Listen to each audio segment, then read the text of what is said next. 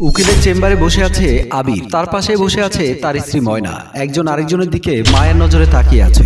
এমন মনে হচ্ছে একজন আরেকজনকে ছাড়া বাঁচতে পারবে না, অথচ তাদের মাঝে কিছু সময়ের মাঝে তালাক হয়ে যাবে। উকিল সাহেব বলল, আপনারা আরেকবার ভেবে দেখুন আলাদা হবেন কিনা, নাকি আগের মতো একসাথে সংসার করবেন। আবির বলল, আমরা আলাদা হতে চাই, আর যত তাড়াতাড়ি পারেন আমাদের আলাদা হতে সাহায্য করুন। উকিল সাহেব বলল, আমি যতটুকু দেখছি মনে হচ্ছে আপনাদের মাঝে অনেক ভালোবাসা রয়েছে, তবে কেন আলাদা হওয়ার সিদ্ধান্ত নিয়েছেন? ময়না কোনো কথা বলছে না, চুপ করে রইল। উকিল সাহেব বলল, আপনি কোনো কথা কেন বলছেন না? আবির বলল, উনি কোনো কথা বলবে না, আপনি আমাদেরকে আলাদা হয়ে যেতে সাহায্য করুন। উকিল সাহেবের মতো আপনিও হয়তো ভাবছেন এদের মাঝে কি এমন হয়েছে যার কারণে আলাদা হতে চাচ্ছে, চলুন দেখে আসি। আবির সকালবেলা নাস্তার টেবিলে খাবার খেতে বসেছে। নাস্তা করে আবির অফিসে চলে যাবে। ময়না আবিরের জন্য রুটি নিয়ে নাস্তার টেবিলে আসলো। আবির রুটির দিকে তাকিয়ে আছে আর ভাবছে আজকে লবণ ছাড়া রুটি খেতে হবে। আবির একটু রুটি ছেড়ে মুখে দিয়ে বলল, লবণ ছাড়া কি কোনো জিনিস খাওয়া যায়? যদি একটু লবণ দিতে তাহলে কেমন হতো? ময়না বলল, লবণ ছাড়া যেমন রুটি খাওয়া যায় না, ঠিক তেমনি মুখে মিষ্টি কথা ছাড়া ভালোবাসা যায় না।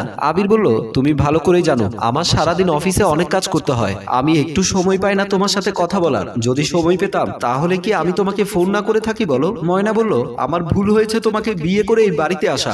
আগেই আমরা ভালো ছিলাম, তোমার হাতে অনেক সময় ছিল, এখন তোমার হাতে আমার জন্য কোনো সময় নেই। আবির বুঝতে পারছে না কি করবে, চুপচাপ খাবার খেয়ে যাচ্ছে। ময়না একটার পর একটা কথা বলেই যাচ্ছে। এমন সময় বিরক্ত হয়ে ময়না খাবার টেবিল ছেড়ে চলে গেল। আবির খাবার টেবিলে বসে ভাবতে লাগলো 2 দিন সময় বের করে ময়নাকে নিয়ে কোথাও ঘুরে আসবে। কিছু সময় পর দেখা গেল দোলা বেগম ও তার স্বামী আলম সাহেব ড্রয়িং রুমে বসে আছে। আলম সাহেবকে দেখে হাসি খুশি মনে হলেও দোলা বেগমকে দেখে মনে হচ্ছে বুকের ভেতরে পাহাড় নিয়ে বসে আছে। আমিন সাহেব বলল, এমন ভাবে বুকের ভেতরে পাহাড় নিয়ে বসে থেকো না, কি হয়েছে আমাকে বলো।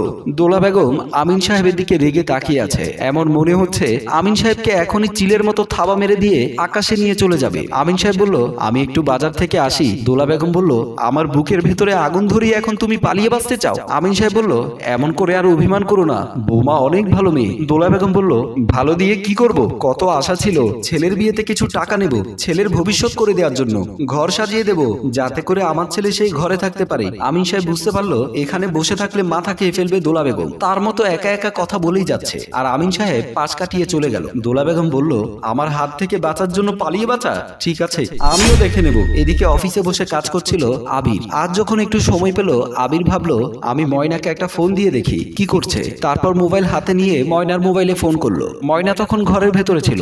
আবিরের ফোন পেয়ে খুশি হয়ে গেল। ফোন রিসিভ করে বলতে লাগলো, আজ তুমি সময় পেলে কোথায় আমার কাছে ফোন করার জন্য? আবির বলল, আজ একটু অফিসের কাজ কম, তাই ভাবলাম তোমাকে সময় দেয়া যাক। ময়না বলল, তুমি ভালোই করেছো, এখন থেকে সব সময় আমাকে ফোন করবে। এমন কথা বলতে বলতে আবিরের কেবিনে চলে আসলো আবিরের এক কলিগ মনি। মনি এসে বলল, আবির লাঞ্চ করবে না? চলো লাঞ্চ করব। মেয়ে মানুষের কথা শুনে ময়নার মাথায় আগুন ধরে গেল।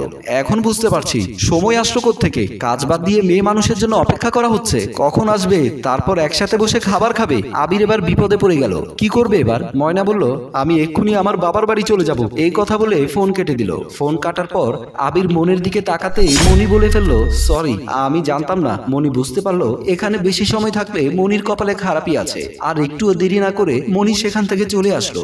আবির ভাবতে লাগলো আজ আমার কপালে খারাপ আছে। রাতের বেলা আবির অফিস শেষ করে বাসার সামনে গিয়ে কলিং বেল দিতে লাগলো। মনে ভয় নিয়ে আজ বাড়িতে এসেছে।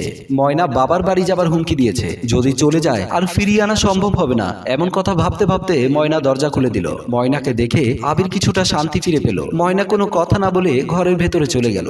আবির সময় নষ্ট না করে ঘরের ভেতরে ঢুকে গেল। কিছু সময় পর দেখা যাচ্ছে ময়না বিছানার উপরে বসে রয়েছে। আবির আস্তে আস্তে ময়নার পাশে গিয়ে বসলো। অফিস থেকে আসার পর ময়না আবিরের সাথে কোনো কথা বলেনি। আবির ময়নার গায়ে হাত দিতে চাইলে ময়না বলল, খবরদার আমার গায়ে হাত দেবে না। আবির বলল, সরি তখন আমার এক কলিগ চলে এসেছিল, বুঝতে পারিনি। আমি তোমার সাথে কথা বলছিলাম, না বুঝতে পারাতে আমার জন্য ভালো হয়েছে। আমি বুঝতে পেরে গেছি এখন আমার জন্য কেন তোমার সময় হয় না। আমি আর তোমার সাথে থাকতে চাই না, আমি তোমাকে তালাক দিয়ে দেব।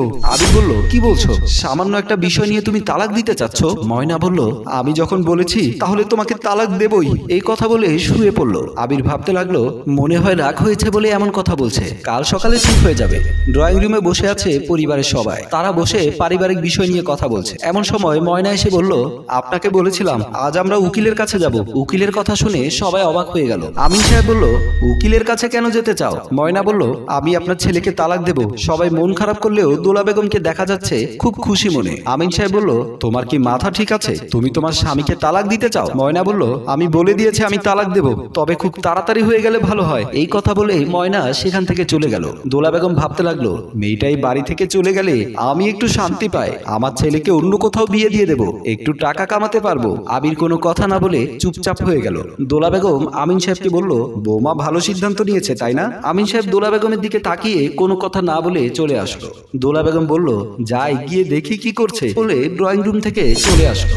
ময়না তখন বেডরুমে বসেছিল। সেই সময় দোলা বেগম বিছানার পাশে বসে বলতে লাগলো, যত তাড়াতাড়ি পারো আমার ছেলেকে ছেড়ে দাও, এমন ছেলেকে নিয়ে কেউ সংসার করতে পারে না। ময়না কোনো কথা বলছে না, চুপ করে রইল। দোলা বেগম বলল, আমার কাছে ভালো উকিল আছে, তুমি চাইলে আমি কথা বলবো। ময়না তবুও কোনো কথা বলছে না, চুপ করে আছে। দোলা বেগম বলল, আমি রান্নাঘরে যাই, তুমি যেহেতু চলে যাবে, যাওয়ার আগে তোমাকে ভালো কিছু রান্না করে খাওয়াতে চাই। এই কথা বলে দোলা বেগম চলে আসলো। ময়না বসে বসে কান্না করতে লাগলো। আবির অফিসে বসে কাজ করতে লাগলো। কাজে আজ আবির মন বসাতে পারছে না, বারবার ময়নার কথা মনে পড়ছে। ময়না যদি আবিরকে ছেড়ে চলে যায় তাহলে আবির মরেই যাবে। আবির মোবাইল হাতে নিয়ে ময়নাকে ফোন করলো। ময়না তখন বিছানায় বসেছিল। আবিরের ফোন পেয়ে মোবাইল হাতে নিয়ে ময়না ফোন রিসিভ করে বলল, উকিলের সাথে কথা বলেছো? আমরা কখন আলাদা হব? আমি কিন্তু বেশি সময় নিতে পারবো না। আবির বলল, আমাকে তুমি ভুল বোঝো না, আমি কোনো অন্যায় করিনি। ময়না বলল, আমি কোনো কথাই শুনতে চাই না, তুমি যদি আমাকে তালাক না দাও তাহলে আমি গলায় ধরে দেব। এই কথা বলে ফোন কেটে দিল।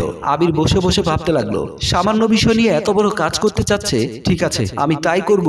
ময়না যা চায়। উকিল সাহেব সব কথা শুনতে পেয়ে বলল, এই সামান্য বিষয়ের উপর ভিত্তি করে তালাক দিতে চান? একটা ভুল সিদ্ধান্ত আপনাদের দুজনের জীবনে অন্ধকার করতে চান। ময়না বলল, আমি আবিরকে খুব ভালোবাসি, আমি আবিরের পাশে কোনো মেয়ে দেখতে পারবো না। আবির বলল, মনি বিবাহিত একটা মেয়ে, একটা সন্তান রয়েছে, সুখের সংসার, এত সুখের সংসার রেখে আমার সাথে কেন সম্পর্ক রাখবে? আর তাছাড়া আমি আমার এত সুন্দরী বউ রেখে কেন অন্য কোনো মেয়ের কাছে যাব?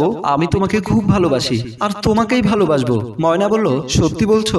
আবির বলল, সত্যি। তারপর ময়না উকিল সাহেবকে বলল, আমরা আলাদা হতে চাই না। উকিল সাহেব বলল, এই তো এতক্ষণে সুন্দর লাগছে দুজনকে, আমি অনেকজনের তালাক করিয়েছি, নিজের চোখে অনেকের জীবন নষ্ট হতে দেখেছি, ছোটখাটো কোনো বিষয়ে তালাক দেওয়ার মতো সিদ্ধান্ত নেওয়া মোটেও ঠিক না। গল্পটি আপনাদের কাছে কেমন লেগেছে? যদি ভালো লাগে লাইক কমেন্ট শেয়ার করে পাশেই থাকুন।